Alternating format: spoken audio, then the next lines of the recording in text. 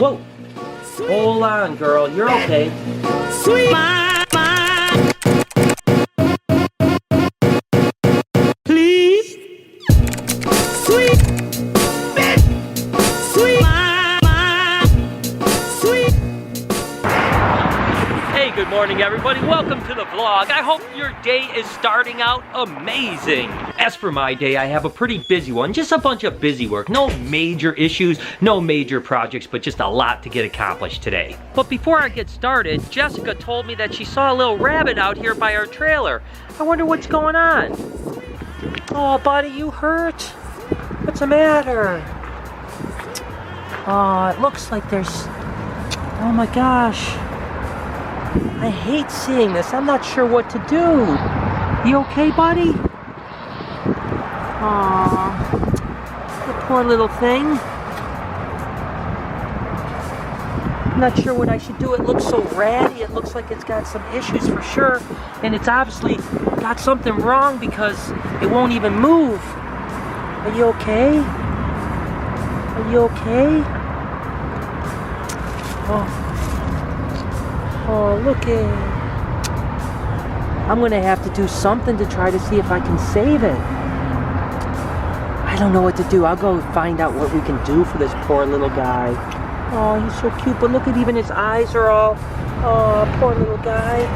We'll try to get you fixed up, buddy, okay? Okay, I'm gonna go do some research and see what I can do to try to save this guy. Okay, so I've got this container right here. I think I'm gonna just kind of go try to snatch it up and see if I can get it in this container and then find a wildlife rescue place or an emergency vet and see if I can't take this rabbit over and just see if they can't save it. It might be too late. I have no idea. It looks pretty bad, but I can't in good conscience just leave it there and not do anything, you know? So I just love animals too much to... The poor thing, I feel so bad for it. I hope I can get it to where it's okay.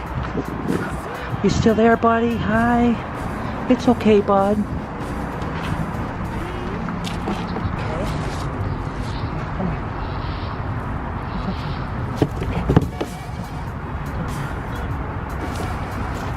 Okay, so we found a vet that would be willing to take little rabbit here, and fortunately, it's not that far away. It's only about 4, maybe 5 miles away, so I'm gonna rush it over there right now, and just hopefully there'll be enough time to, you know, if it just looks like it needs to be hydrated a little bit, maybe a little medication, and hopefully they can get this thing back released into the wild within a few days.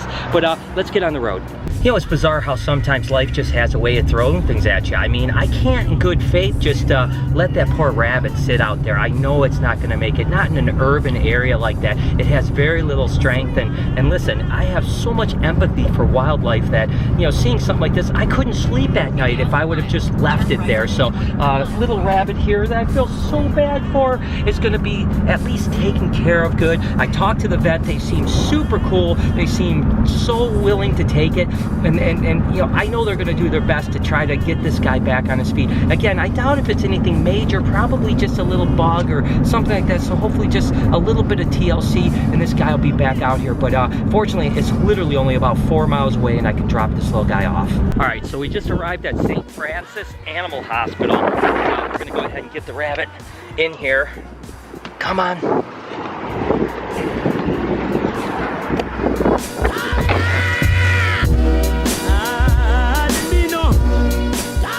Hi, how are you? I had called about a rabbit that we had found. Yes. I just need to get something from you. All right, great, thank you. So there's only one, right? Yeah, there's just one rabbit, yeah. And you said you just found it in the back of... Yeah, just right in the back of our building, on, you know, right on the cement. But I couldn't just leave him, you know. Of course, yeah. He definitely looks dehydrated and, you know, a little bit beat up. So hopefully you guys can snap him back up. Like, give us a call, you know, just... Yeah, we can follow back up. Like a week or something, Okay, just...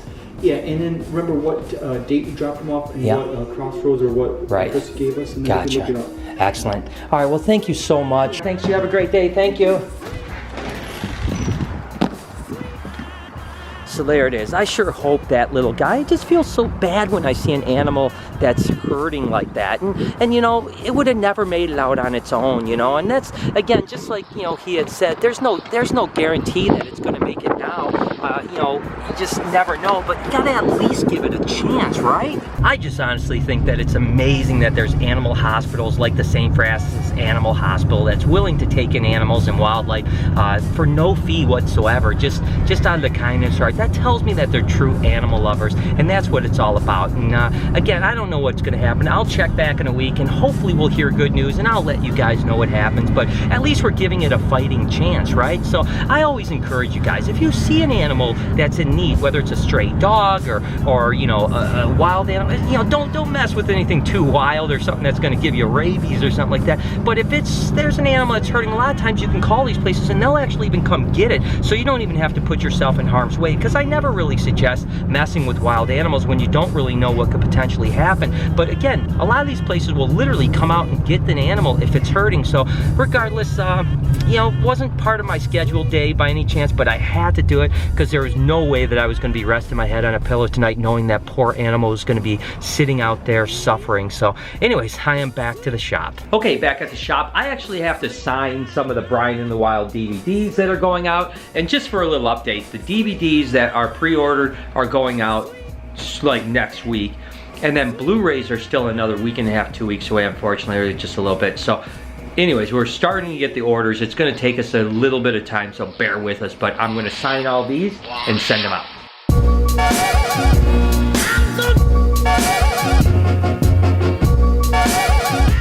No matter how long you've been doing things, you have to always be tweaking what you're doing. And this is a perfect example. We were keeping our Brazilian rainbow boas on paper with a damp hide box in there for the last probably year and a half. And every now and then we would start to have some shedding issues. And even though we tried to keep the humidity up by keeping that damp hide box continuously moist, we still had shedding problems. So we just recently switched over to Herptopia on this as well. We started using it a while back and we really liked it, so we said, you know what, let's put all the rainbows on it and let's see what happens. And this is a perfect example of what happened. This is literally just a couple weeks of us keeping it on that Herptopia coconut bedding, and just the humidity just goes way up and a perfect shed.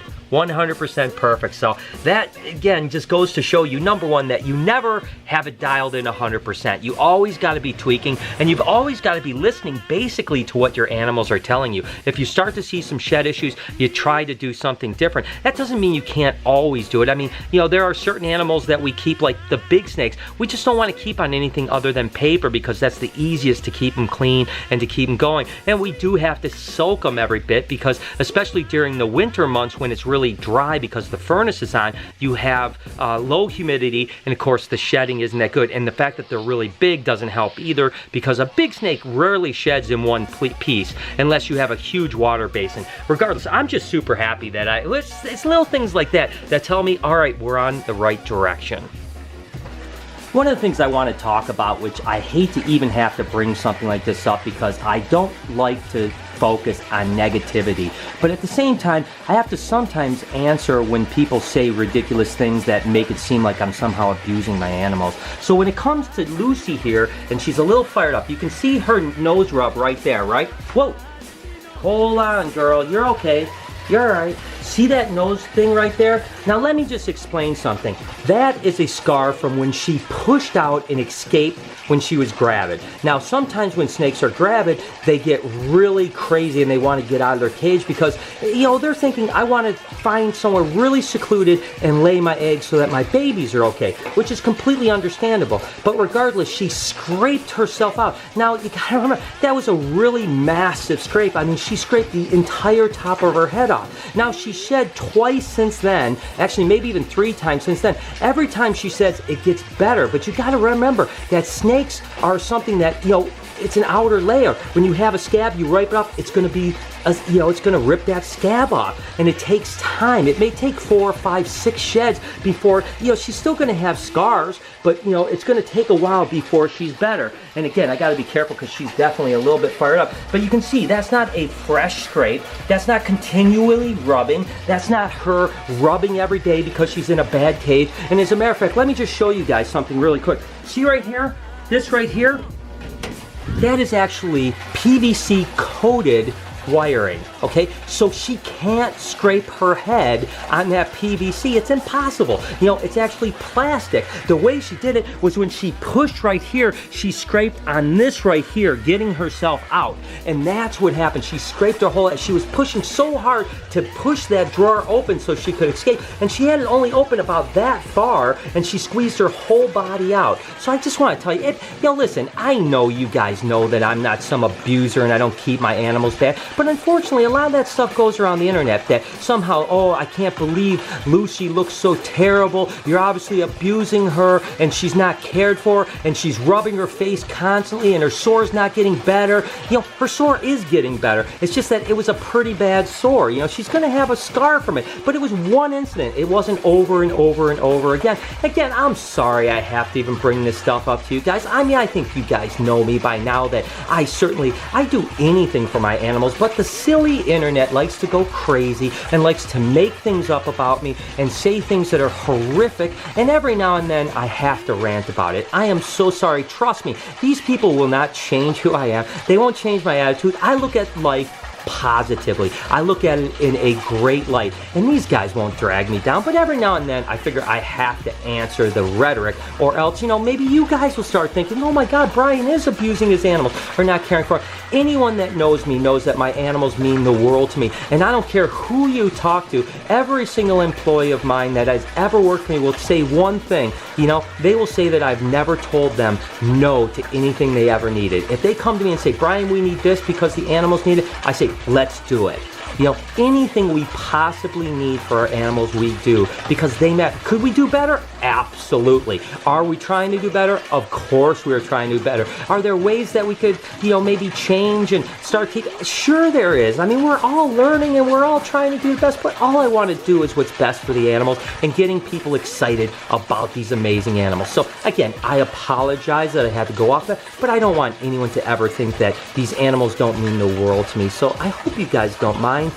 Thanks for listening to me. All right, my snake work is done for the day. I'm looking forward to just spending a little relaxing time with Lori. I haven't had a relaxing evening in a long time, so I am in dire need of it. And listen, I want you guys to understand, you never have to worry about me and my attitude. I mean, I'm an overcomer. I've always said it. You know, I like to look at things positively. I like to look at things as the best possible outcome. I'm willing to work hard for the things that I believe in. So listen, I have amazing things going on. I have amazing people around me that support me, that believe in me. I have so many of you that just do so much for me. I am a blessed person and I have an amazing life. So you don't ever have to worry about me getting down or me giving up or when people try to drag me down that they're gonna somehow change who I am. Trust me, I am who I am. I didn't get this far in life and do the things I did by giving up. You know what I mean? I believe in it. And that's one of the things I know some people have said is, you know, you don't grow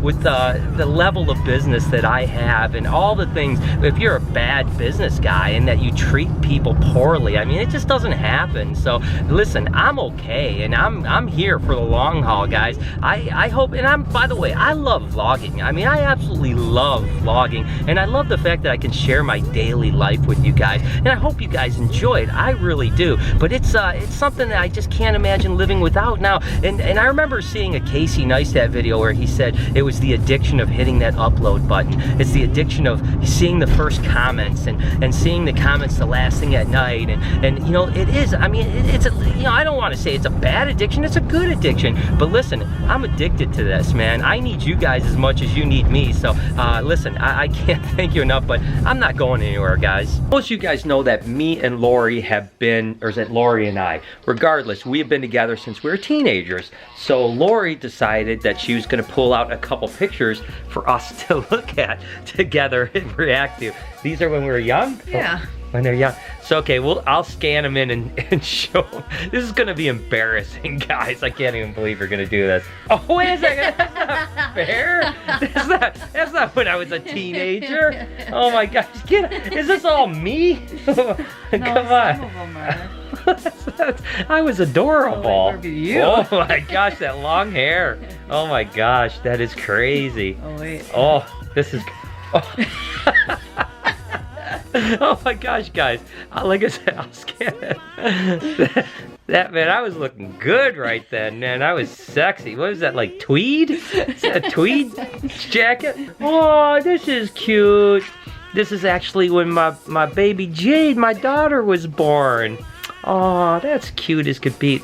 But Lori's literally in her gown in the hospital. Oh my gosh, that's awesome though. I had a goatee. I know, I don't know what was going on with that. Oh, that was a cute shot. That's a cute shot of Lori right there, isn't it?